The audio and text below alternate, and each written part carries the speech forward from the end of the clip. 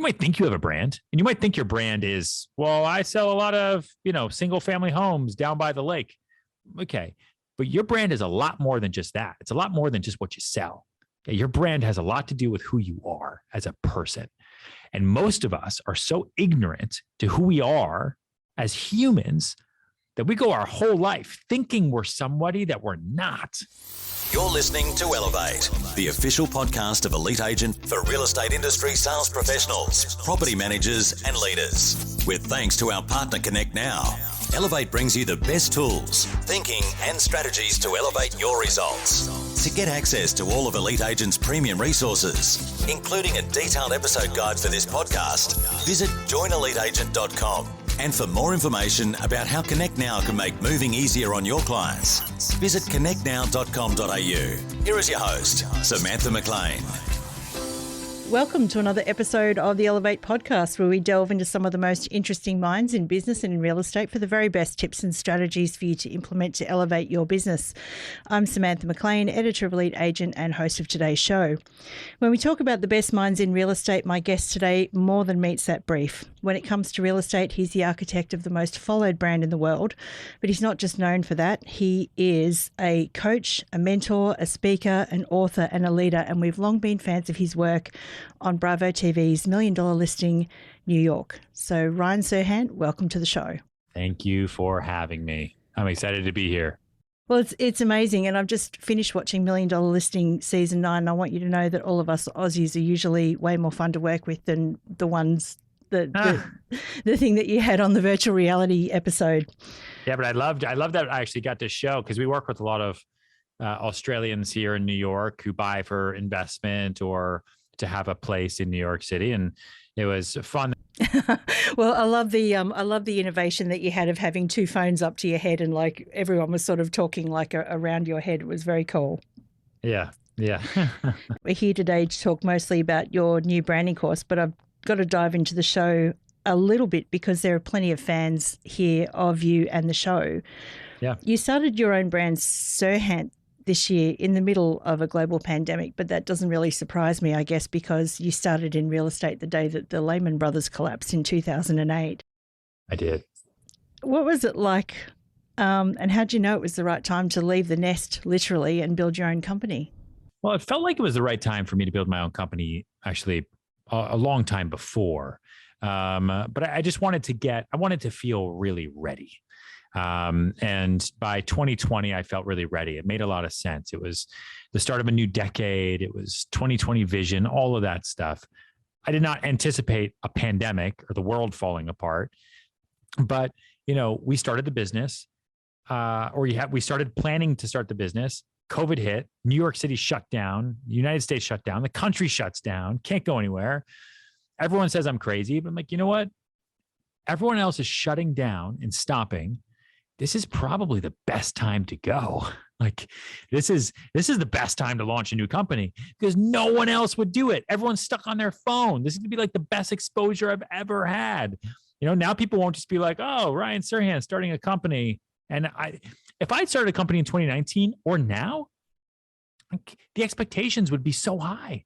I'd have to do like a parade down Fifth Avenue. I would have to go crazy. And everyone would say, oh, really? You're starting a company because the real estate market's so hot?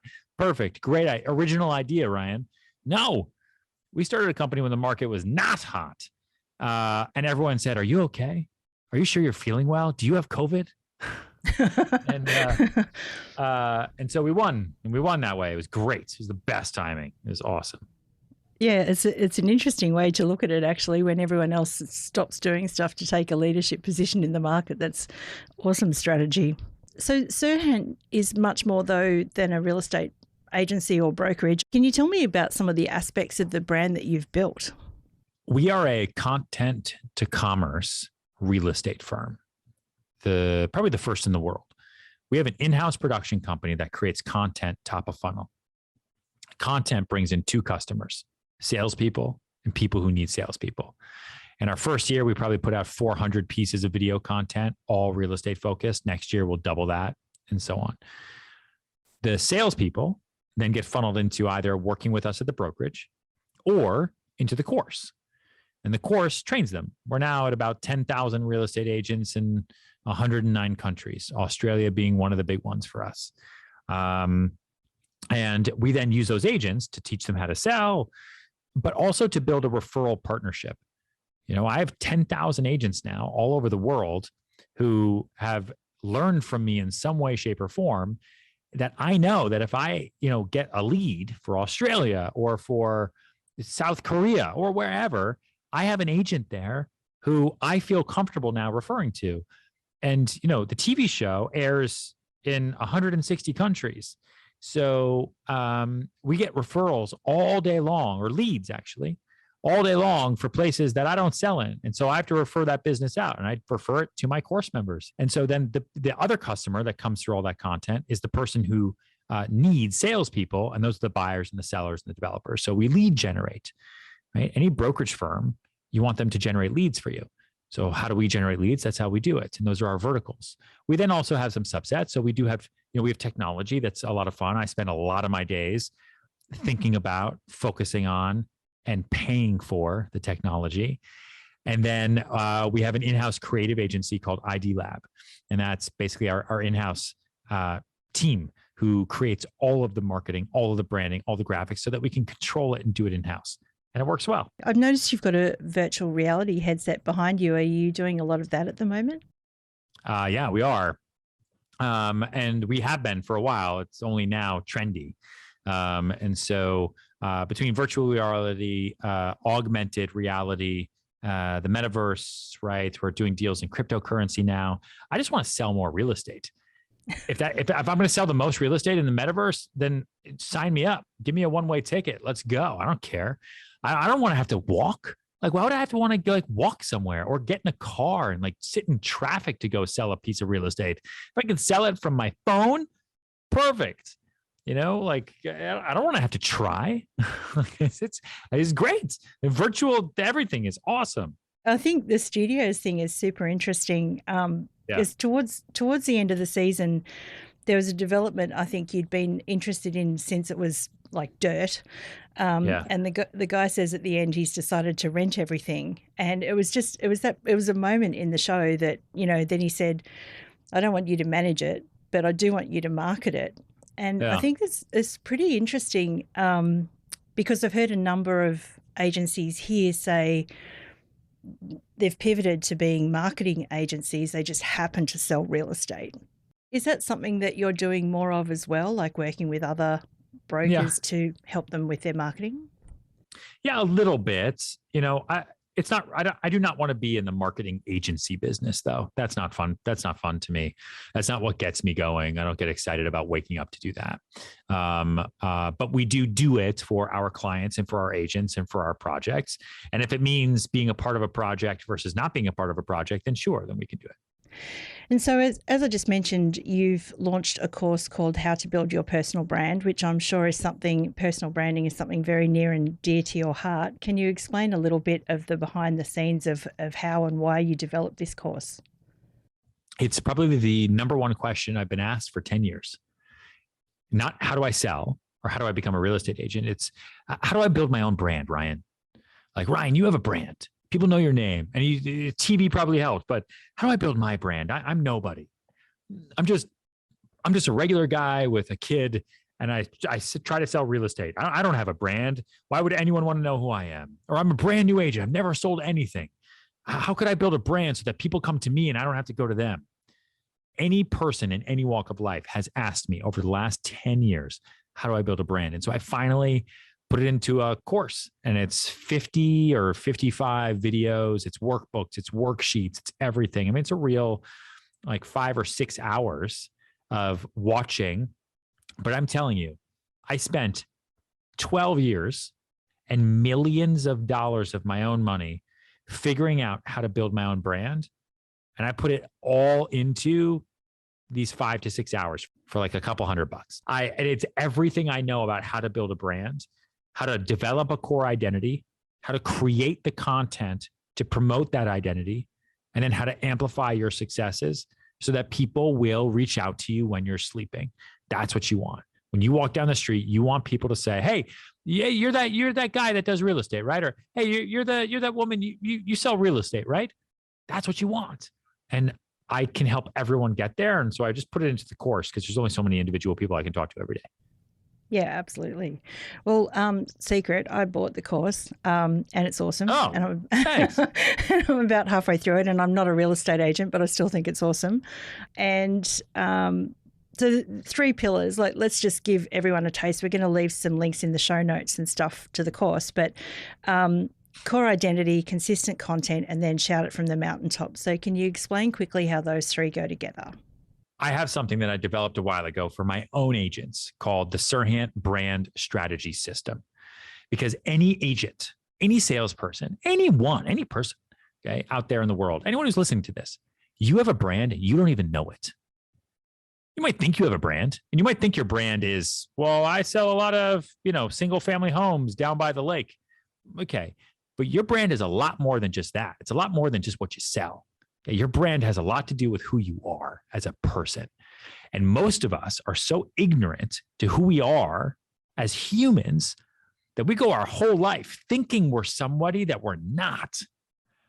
So the brand strategy system is 3 parts. The course is broken down into 3 sections. Okay. First section is figuring out, who are you to your core? What's your core identity? One of the exercises we talk about is getting somebody else to tell you how they would define you without using your name. Because you might not know. You might think that you are defined by your hair color, your weight, and your kids. And it turns out that person is going to define you by 3 totally different things. You say, oh, wait, you don't care about the fact that I'm super skinny or overweight or that I have red hair or this, that. And you'll be like, oh, I mean, I guess that's what you look like. But no, you're the person who X, Y, and Z. You need to really understand how you come off to other people, for better and for worse. Because if you're the agent who talks too loud, or who shakes hands weird, or who walks funny, or who doesn't know their shit, or who is a liar, right? Or whatever it might be, you're going to want to fix that, or don't fix it, but then you just don't get the right to complain. Okay. So that core identity is really important. And also another part of that is figuring out what your and is. So A-N-D. What is your and? I am a salesperson and what? Okay. My and that I've now realized over the years is I am real estate and media. I like media. I like creating content. I like making little movies. I've always liked doing it since I was 8 years old and I got my first camcorder. Like, I like being in front of the camera. I like all that stuff. I like figuring out ads for social. Like, that's my thing. So I'm going to own it. What's your and how is that a part of your core identity? Are you real estate and cats? Maybe you have all the cats. That's your thing. Use that.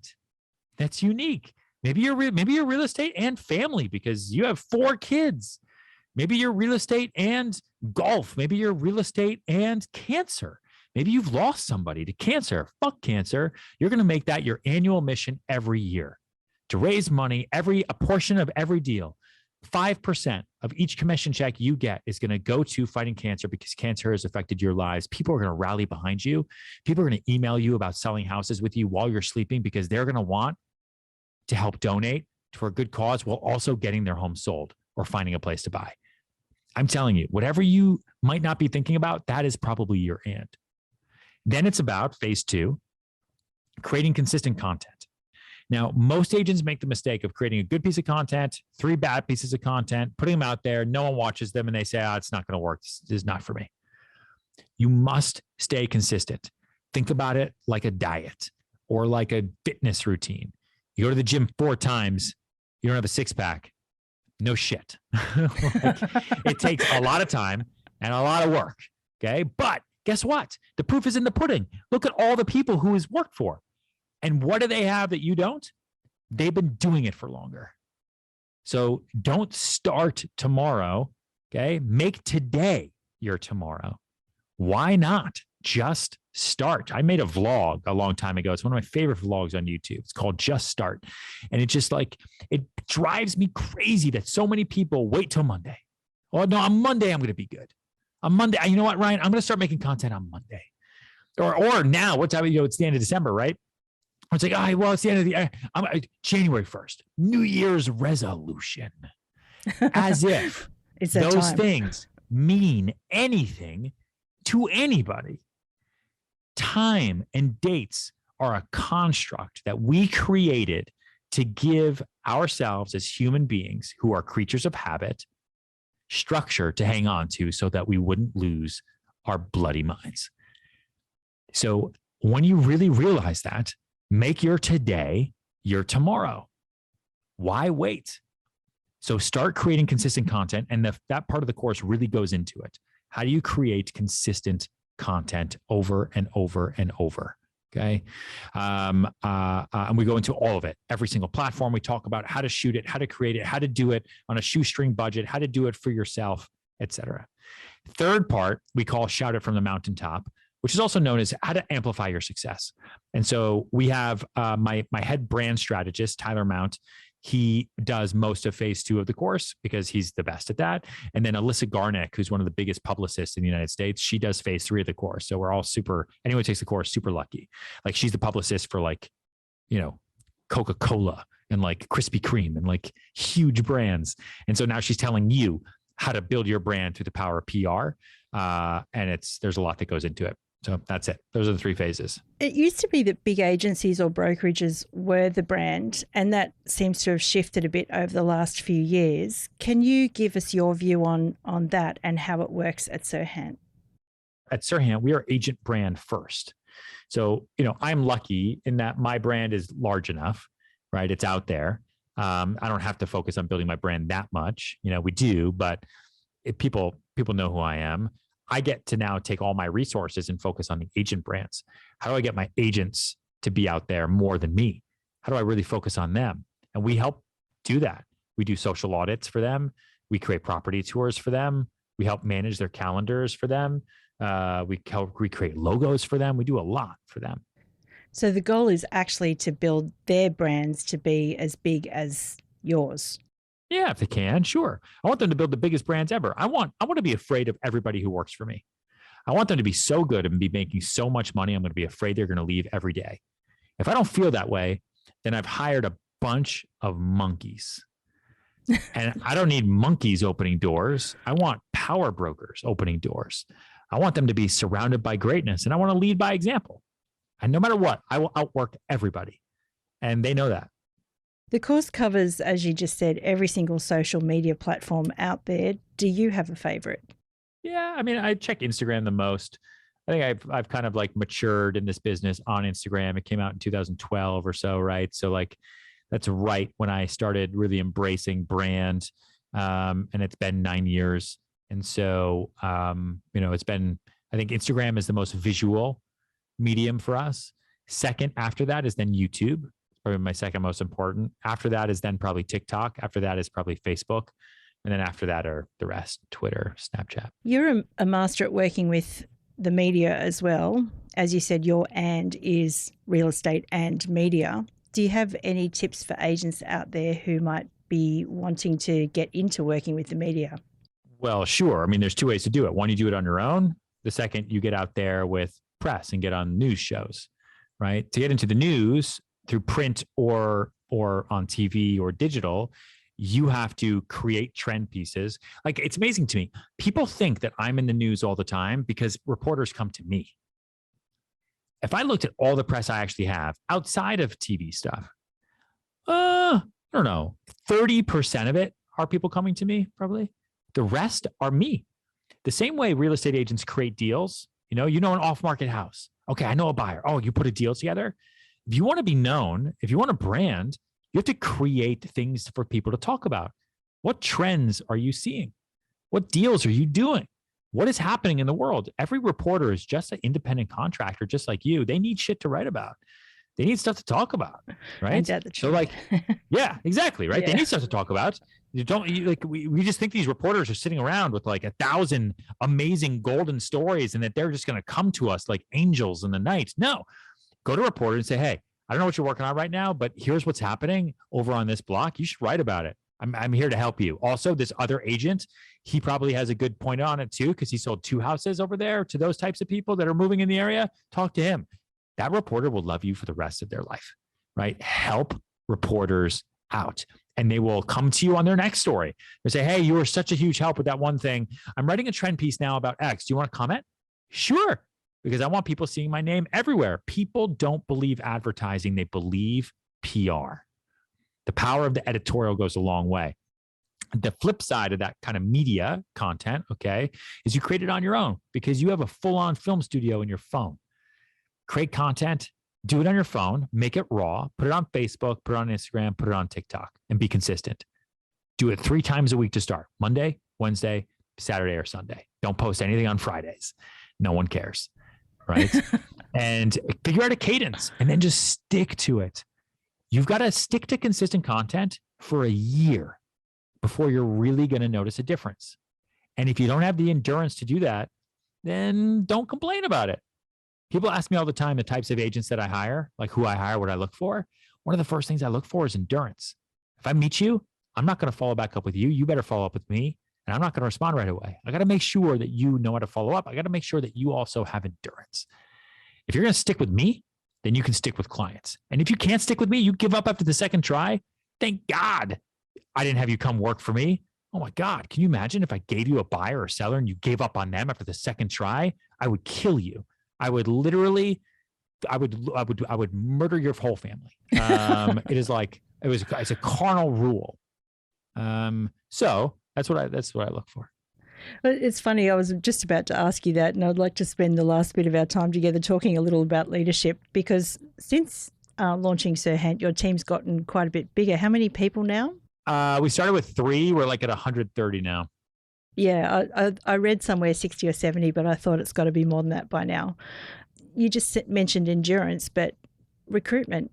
You must have people throwing themselves at you literally to come and work for you. How do you approach recruitment? So recruitment for me is interesting. So what we've done this year is I made a commitment to everyone that works with me that I would go after agents who have been in the business for at least 5 years. Okay. And they've got an annual gross commission income, okay, gross of at least $500,000. And I'm going to build a brokerage of excellence. I don't want any agents here who are sitting next to someone who doesn't know what they're doing. I don't want any agents here surrounded by people they don't like, right? I want to build something exclusive and something great to start, okay? Because they're going to really help me figure out what we're going to become. And then that's how you hold on to retention.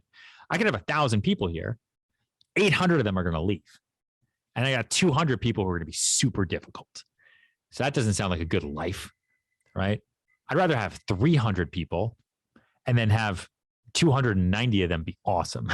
Like it's about quality, not quantity. Always. So we reach out to, so agents come to us all the time and we vet them, but I have a team that sits there and all day long, they think about agents that would be good for us, good for our brand, good for markets we want to be in. And we reach out and we say, hey, this is Ryan Serhant. Would love to meet. You want to meet? You want to talk? And if they're weird or difficult or don't want to meet, no problem. On to the next one.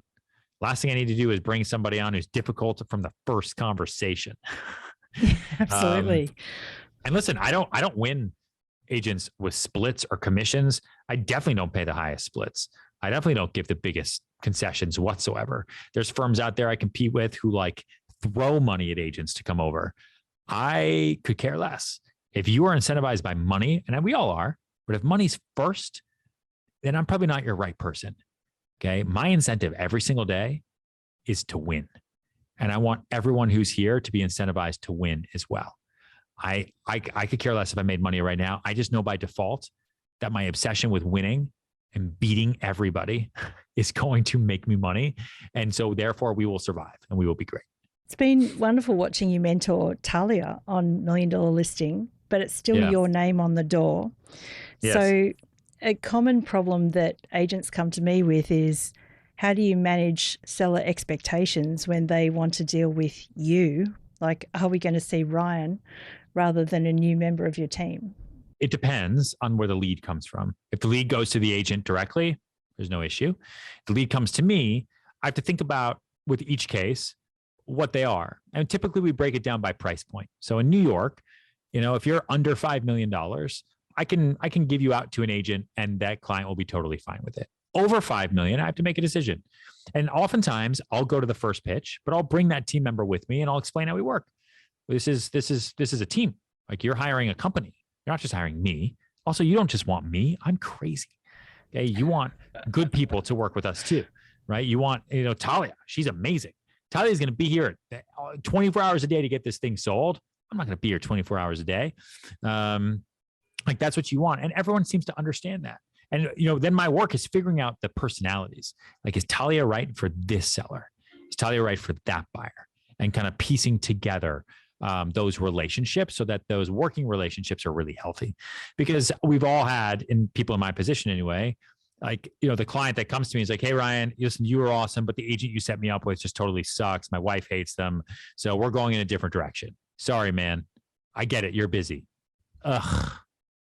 So you've got to be careful about those personalities. And then I make sure that I'm visually anyway, I am still in touch with everything. They copy me on emails. I'm in touch on a lot of stuff. I'm there to negotiate. I'm there to help as much as possible. But where they need me, they'll need me. Where they don't need me, they definitely don't need me. They don't use me.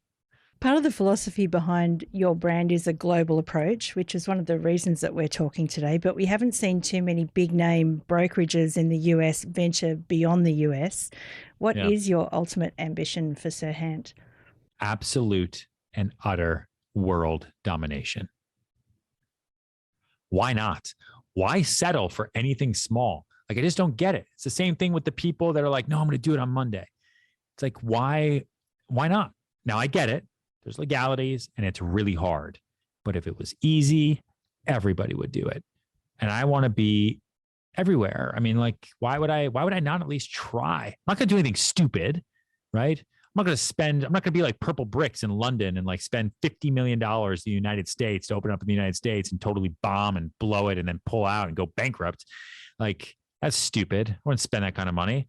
I don't need to be number one tomorrow. Like, I'm 37. I've got at least 200 years left to live. Like, I'm going to take the time I need to do it right.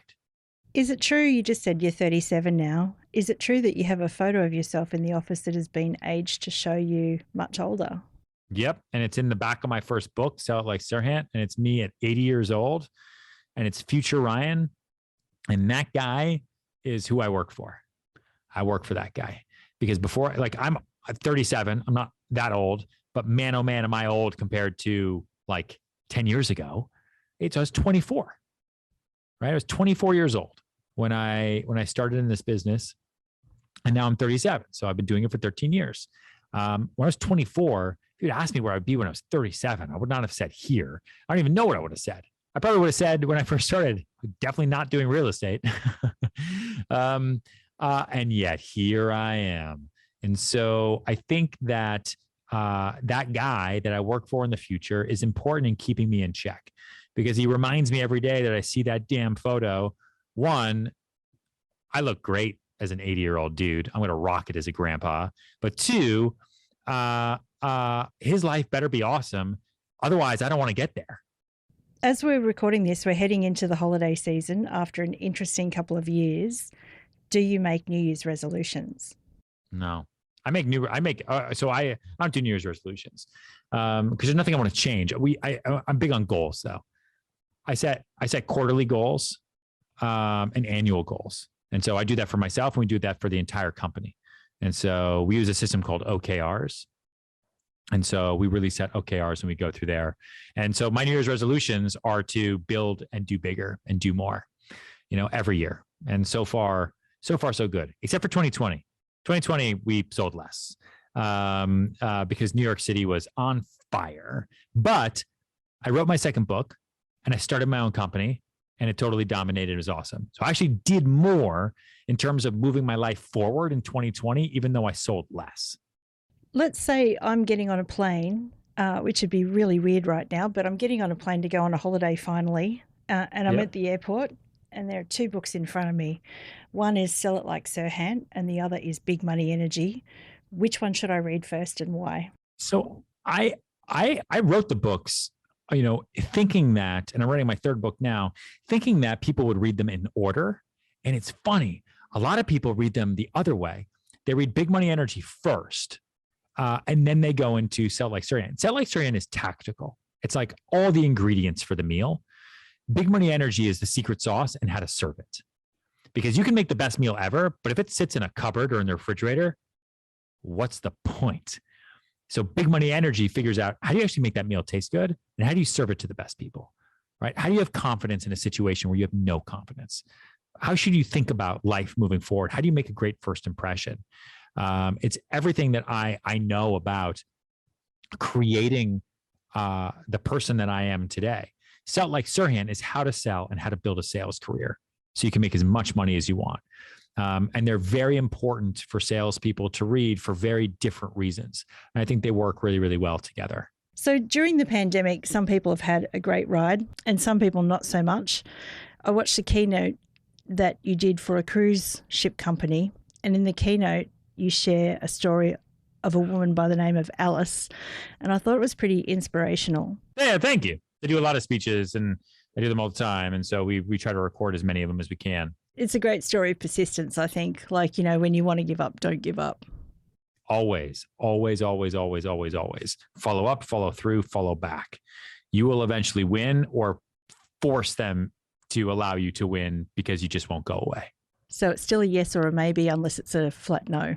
No, it's always yes or maybe. It's that classic line of like someone says no 1,000 times. And you're just like, so you're saying there's a chance, right? So you're saying there's a chance. Always, always, always, always. There's a, Lehman Brothers, the investment bank that went under and crashed the financial markets in the United States anyway. And then it reverberated around the world in 2008. There's a play on Broadway called the Lehman Trilogy, all about how the Lehman Brothers came to America, right? They're, Jews, they came over, they didn't know English, they, had to change their names and all that stuff. And they built up this massive bank just by figuring things out step by step. Like they weren't born into it. They had $0. The first thing they ever did was they sold like seed and fertilizer and like weird stuff. And then they kept changing their business. Every time they figured out something new to sell, they kept changing it. And eventually they got into stocks and bonds and security. Anyway, the thing that stuck out with me the most is they were the most persistent people because they had the immigrant drive, that immigrant blood. They cannot wake up without proving themselves. And one of the brothers went once a month to this girl's house who he was in love with. Every month she told him that she wasn't interested. And then like a year later, 1 month, the door was just open and he went in and there she was. And she was finally ready and married the girl of his dreams. Now you don't want to be a creep. You don't want to harass anyone. If anyone says, hey, please stop coming over, like that means something, but she never actually said that. She, and it's just like, listen, anything is possible if you just try. Not enough people try. Well, thank you so much, Ryan, for sharing your time and some of your knowledge with us. It's been great to meet you, and we're going to leave a heap of links in the show notes for the personal branding course and Sell It Like Sirhan and all that sort of thing. But I always ask my guests on this show if there's one final thought or piece of advice for agents heading into the new year, what would it be? Take my course. You will make more money. I guarantee it. If you don't, email me, I'll give you your money back. I don't care. I'm not in this to make money. I built it initially because I felt very alone in this business when I started. And I don't want other agents to feel that way. So Ryan Sirhan, thank you so much. Well, thank you so much for having me. It's been awesome. We hope you enjoyed this episode of the Elevate podcast with thanks to connectnow.com.au. Don't forget to get access to all of Elite Agent's premium resources, including a detailed episode guide for this podcast. Visit joineliteagent.com.